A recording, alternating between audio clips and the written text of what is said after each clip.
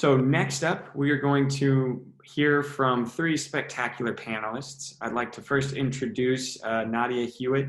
She's the project lead in blockchain and data for common purpose at the World Economic Forum. She's based in San Francisco, where the forum focuses on Industry 4.0 technologies, including blockchain, AI, Internet of Things, autonomous driving, precision medicine, and others. In 2020, her team at the forum published the Redesigning Trust Blockchain Deployment Toolkit, which is the gold standard in blockchain deployment. So welcome, Nadia. How are you? Good. Thank you for having me, Harvey. Thank you for joining. Next, I'd like to introduce Anthony Deprinzio. He's currently the blockchain ecosystem manager for BASF's digital innovation team, where he is responsible for designing the BASF Blockchain Lab. Prior to that, Anthony was a strategic growth associate for XSpring, which is an initiative by Ripple that builds infrastructure and helps innovative projects by leveraging open source protocols. Anthony, how are you? Good morning. Good. Good. How are you? And finally, I'd like to introduce Adrian Muhlenthaler. He has been with Swiss Post since the beginning of this year as a senior product manager for new business models on the blockchain. And prior to that, he spent quite a bit of time with Swisscom, where both Swiss Post and Swisscom are working on a consortium blockchain infrastructure together called Swiss Trust Chain. So Adrian, good morning and welcome. Hi, everyone. So perhaps, we can just go around the room pretty quickly. Would love to just hear a little bit more from you and what you're working on today. I gave a kind of a quick overview, but I think it'd be really interesting to talk about some specific projects that each of you are working on today. So why don't we start with you, Nadia? Yes, sure. So I'm with the World Economic Forum, and we really focus on intersection between public and private sector. I'm with the Center for the Fourth Industrial Revolution in San Francisco. So we really look at blockchain through the lens of 4IR technology. So with AI, with IoT, etc. Our projects focus mainly on governance gaps. So we want to make sure that the technology accelerates for the use of all, that it's inclusive, but there are still barriers today, governance barriers, so regulation, principles, standardization, and things like that. And we partner with governments around the world, we partner with private sectors around the world in many different projects and industries to help remove some of these barriers. And in supply chain, one example of that is a blockchain deployment toolkit that we published last month. And that toolkit then incorporates best practices, insights, frameworks, checklists, references that supply chain organizations can use to help with blockchain deployment. So that way, giving them impartial information, which removes one of the barriers, which was hype and a lack of education, as one example of practical products that we work on. Thank you, Nadia. Anthony, why don't you go next? Sure. So at BASF, we're working on a number of interesting projects that are leveraging blockchain in addition to a few other new and innovative technologies. I think that was something interesting that I observed from watching the few startups that presented earlier, was that they're sort of using blockchain as just one layer of some of these more complex projects. So sort of operating on the same page there. And in particular, we're doing a lot of projects around sustainability initiatives. And then we're also working on projects involved with some new work that we're looking into around like autonomous IoT supply chain related use cases. So I would say that's the bulk of where we're sort of exploring right now. It's also great to have the BASF Blockchain Lab because we're constantly sourcing new projects and ideas from our colleagues. And so every day there's always sort of new ideas that are coming into the forefront. So really excited to see if there's anything else we could be working on in the future. And on the sustainability front, I mean, definitely possible opportunities with Circular and what Doug is building. Yeah, definitely. One project in particular is actually focused on the recycling of plastic. So I think it's very related to what Circular is working on. Excellent. So Adrian, we'll kind of wrap it up with you before we dive into some more of the panel-like discussions.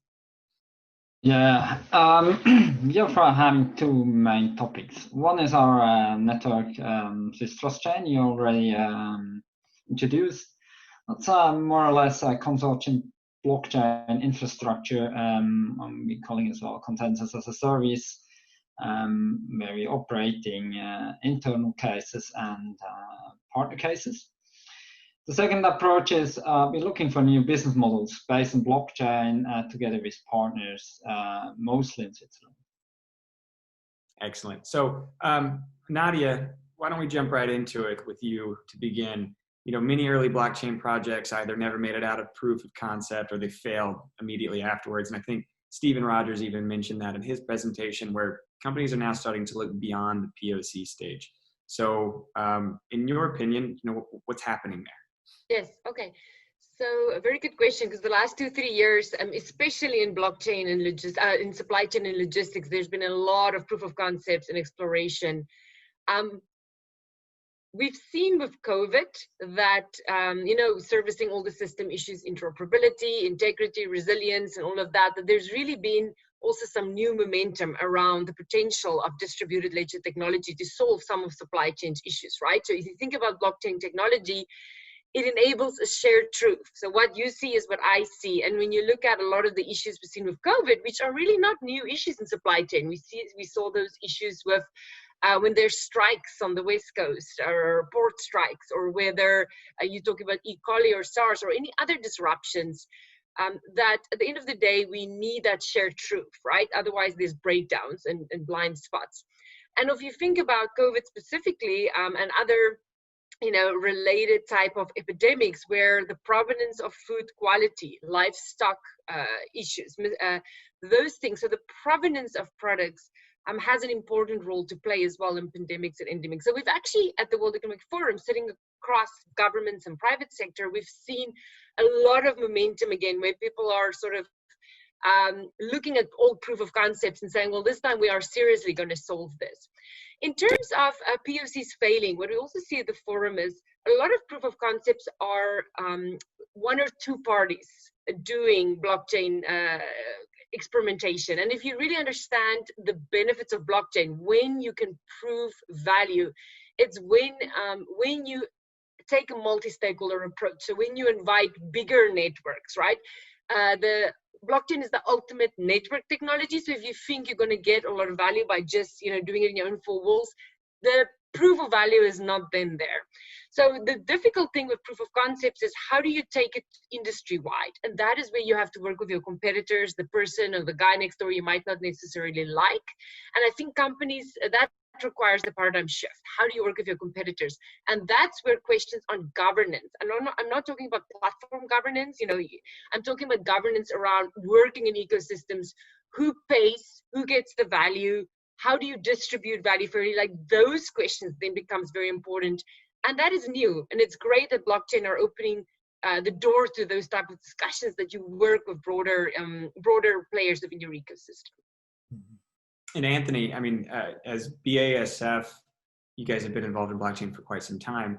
What are some of the things that you're seeing from within the organization as it relates to POCs? I mean, you had mentioned you're working on a couple of projects now. How does BASF and the industry kind of continue to push things towards a commercial application?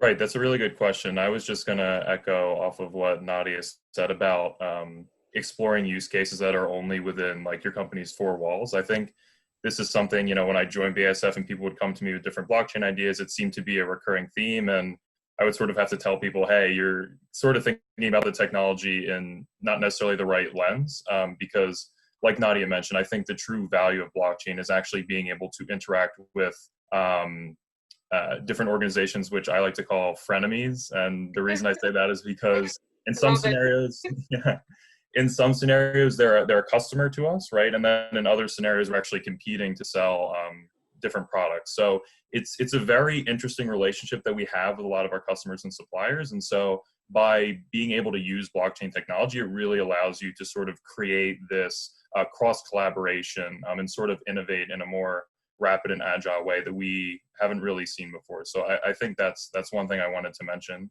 In terms of moving from proof of concept projects, so I would say before I joined BASF, you know, most of what we worked on was, you know, just proof of concept projects. And I think the main thing we took away from, okay, why isn't this maybe scaling to pilots, or what could we be doing differently, is to actually see how can we contribute to sort of like the open source realm. So, you know, I'm coming from I think a bit of a different mindset than maybe some people at BASF, just considering that I recently graduated from UC Berkeley and was really entrenched in the crypto space out in Silicon Valley. And so my sort of approach to getting past the proof of concept phase is to really start to think, okay, what are the strategic startups in the space that are sort of building the core infrastructure for blockchain? So looking at layer 1 protocols, layer 2 tooling and infrastructure, privacy preserving components, right? How can we strategically work with those people, help them develop their products, and sort of provide our insights as a potential user of these technologies,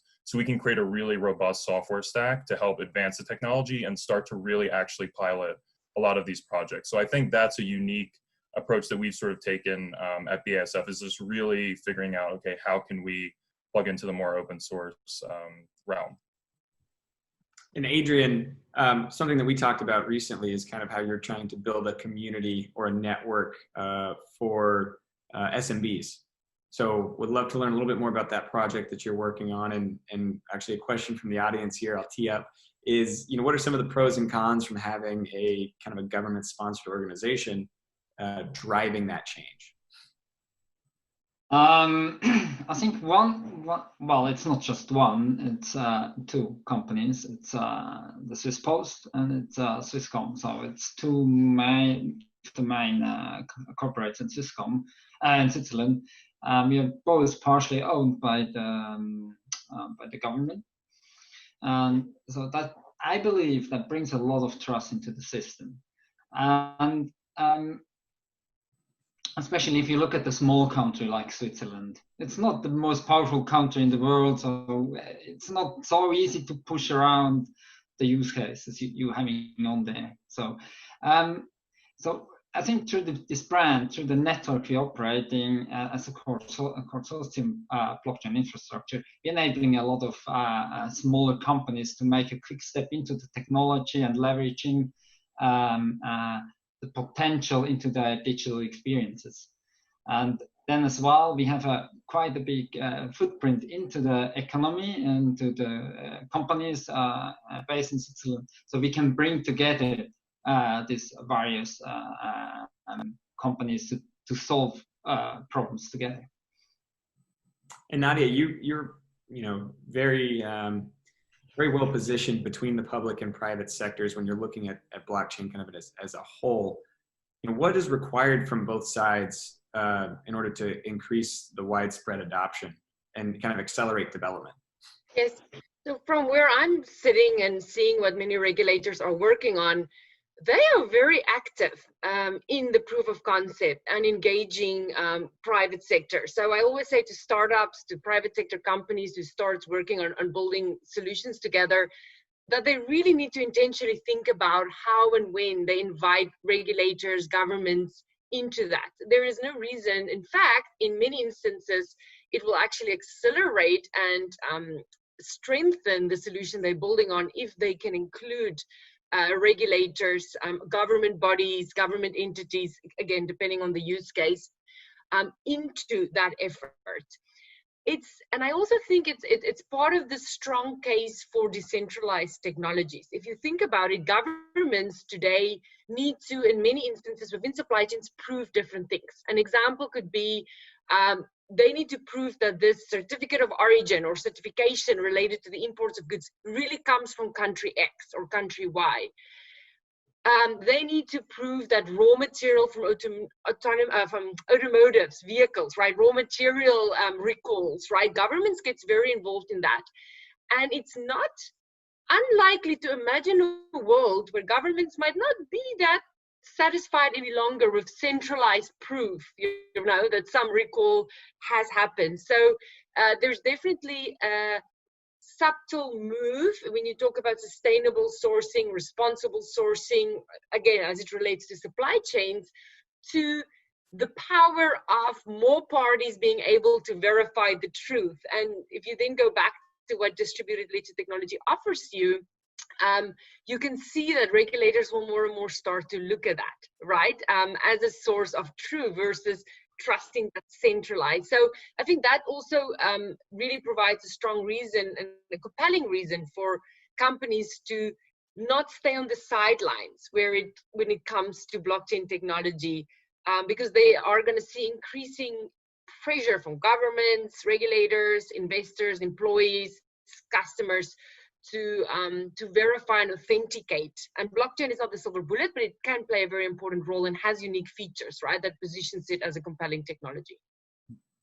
And just quickly, I wanted to, if I may, just comment on that as well. So I think what Nadia just mentioned actually is sort of BASF's thinking, especially for our sustainability related projects, because when you're building out these use cases and projects, right, the direct impact we're having isn't just on, okay, you know, these B2B players, right? We're actually impacting the society at large. And so if we want to really go out there and tell the larger community that, hey, look, you don't have to just trust us or a government where some people might have some sort of reservations behind that just because of maybe historical issues people have seen with maybe corruption or maybe figures that weren't necessarily spot on. Now we can say, hey, you don't have to trust us. You can actually put your trust in this system where literally all of the parties are coming together and providing the requisite information from their you know, role within this value chain to actually prove that these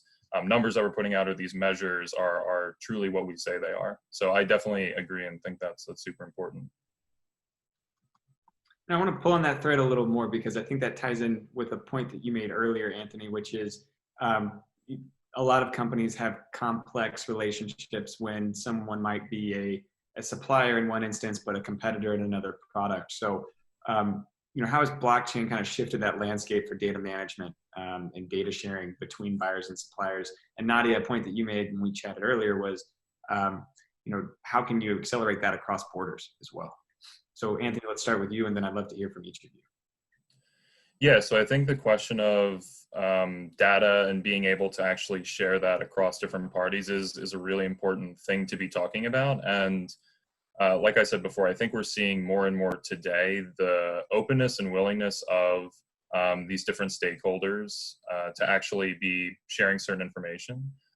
One thing that we have come across is, although people are open to these ideas, there are certain scenarios where specific data that we might need or require is not necessarily, people don't necessarily have the willingness to share everything just because some of that information might be proprietary to their business or, you know, it's critical to whatever their product is. And, you know, I totally understand that, right? And BASF is in the same boat with a lot of information that we have. And so trying to look at solutions that can help us sort of provide the right metadata that can still get us to where we need to go without fully exposing everything that a company sort of has behind their own four walls is something to really take into consideration. And when you think about blockchain, right, people always say, oh, well, if I'm recording everything on the blockchain, then really I might be pseudonymous, but I'm not fully anonymous, and like you can still sort of make certain inferences and such from data.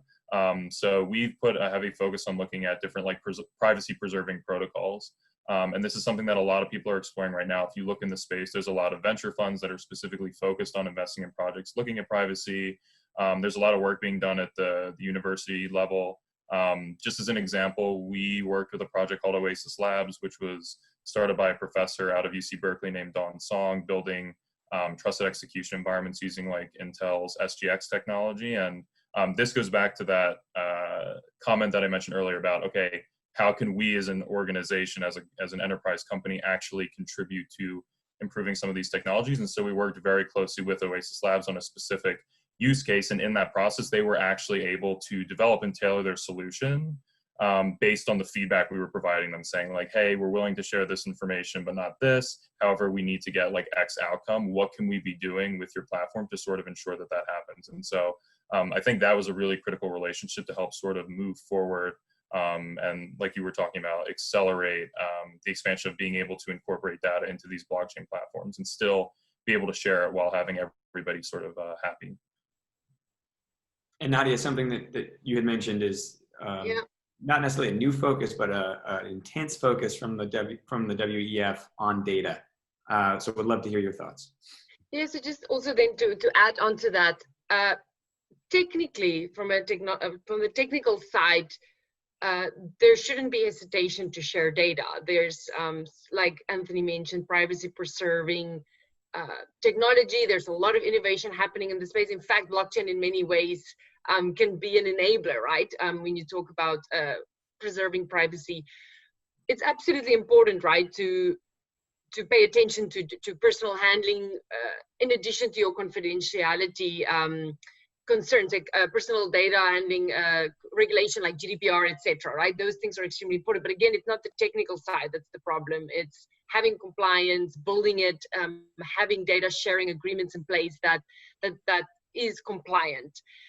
The challenge is, the core challenge with blockchain is on the operational side and the willingness of companies to work together. If you look at logistics and supply chain, I think a lot of the hesitation, and when you hear people say, oh, but you know, it's confidential, we don't want to, we think it's, if you really go layers down, it doesn't so much have to do with the, really the concern being, oh, my confidential data is going to be risked if I go on blockchain.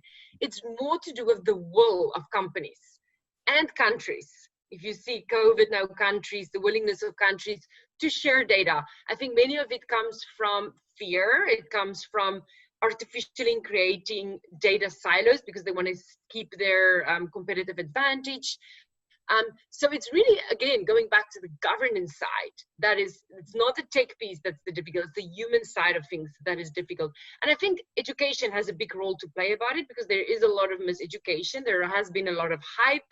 So I think what we can do is to educate and to make the companies understand that, you know, they're going to continue to be challenged by platform models, right? So it's better for them to control the narrative. And with distributed systems, you are, you know, allowing these incumbents to do what many platforms are doing, but in a way that you don't have all power in one centralized company. And Adrian, kind of take us inside the room when you're having these conversations with SMBs. You know, what is the pitch, and maybe where are you getting some resistance, and what does that look like? Actually, we're seeing a lot of use cases. I think we're seeing more than we actually can handle use cases coming up. But I think the biggest trouble is that often they focus on technology. They're coming up and they want to explore blockchain, and they're bringing, and they're not coming from the business model side. So they're coming to us and asking about blockchain and want to do a blockchain project on something. And I think that's quite difficult because it's a technology, it's a tool for something, for trusted, valued information. Yeah, so we are seeing a lot of projects coming, but the valuable projects are rare. So. Yeah, and then I think we've got time for maybe one or two more questions. This one's directed towards Anthony. Again, something that we talked about earlier that I think we should explore a little bit more is around the misalignment of incentives amongst developers. You're a corporation and you're looking at a bunch of different protocols. How are you as BASF approaching that problem? I mean, how are you guys trying to incentivize development? How are you guys trying to build that out? And what does that look like from you organizationally?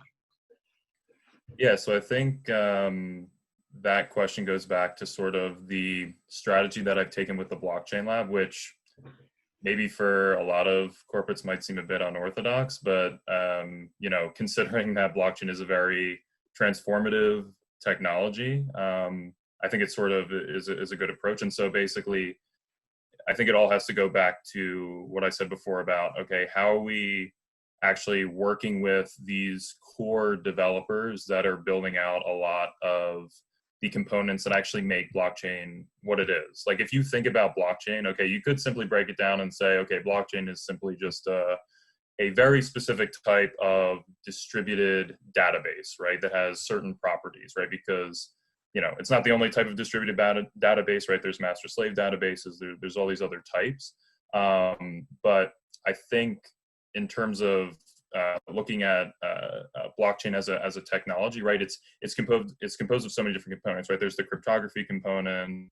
There's like the distributed ledger component of it, right? Just that aspect of it. So when you take all these things into account, you really need to think, okay, what are those key platforms out there that we think maybe have the most promise? So we've internally identified some of those, and obviously you can have debates all day with people. One thing I'll say, for example, is like, and again, this is just the BASF Blockchain Lab sort of viewpoint, but looking at, for example, like fully private blockchains, right? There's a lot of platforms that sort of structure themselves in that manner. I personally would, as like the representing the Blockchain Lab, would not probably try to build with that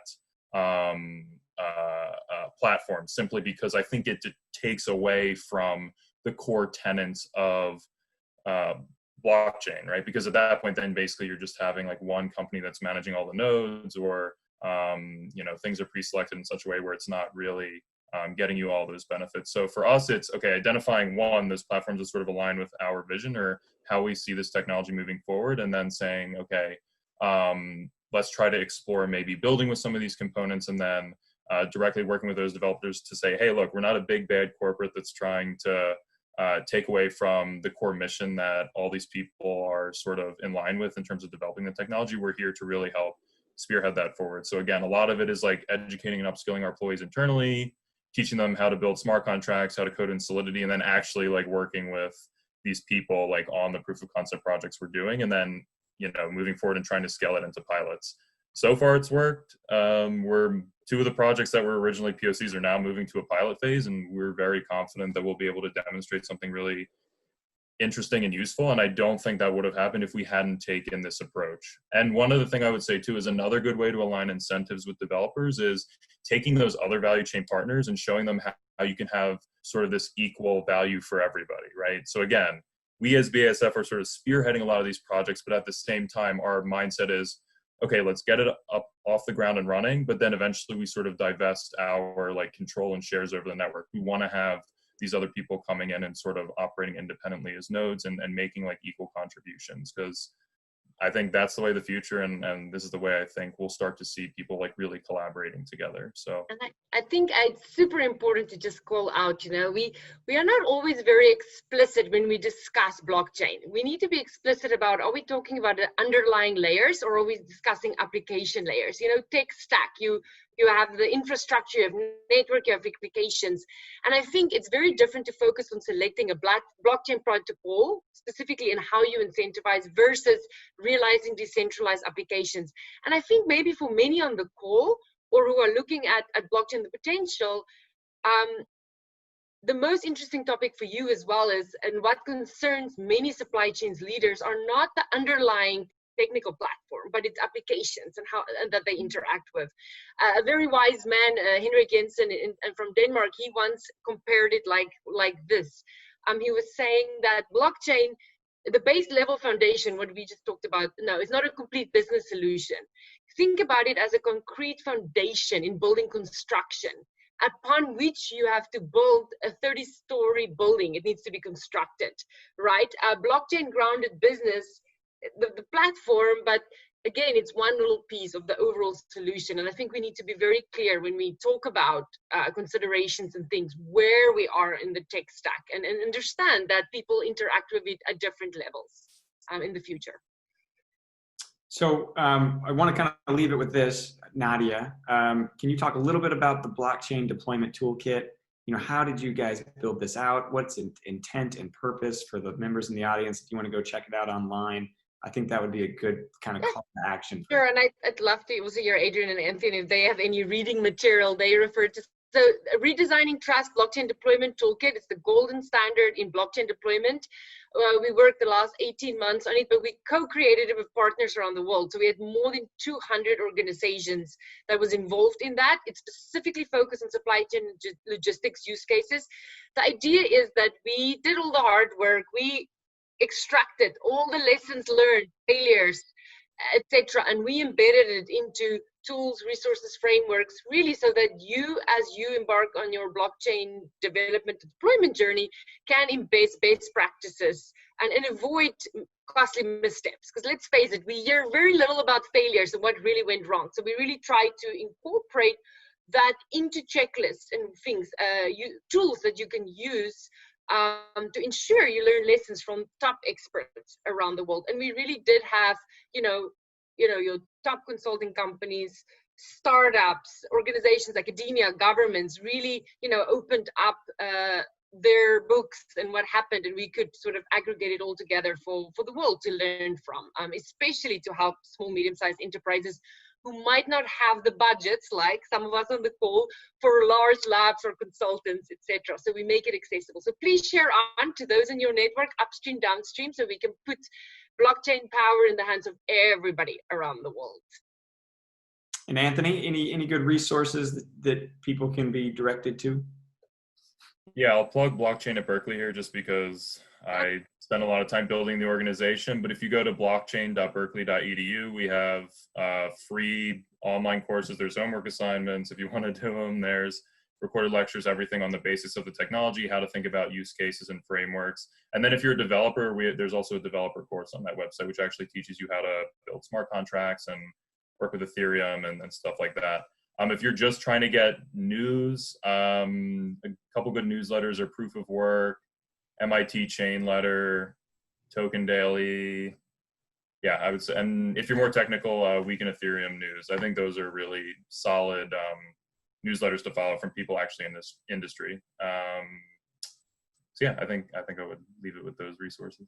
Perfect. And Adrian, anything that you can recommend for everyone on the call for a call to action or next steps? Call to action, call us, blockchain at post. Now, I think in Switzerland, if you look at Switzerland, there are two big networking organizations. That's the Crypto Valley in Zug, and that's the Trust Square in Zurich. I think there you have a bright, you find all the startups mostly around blockchain in Switzerland, and it's quite a lot.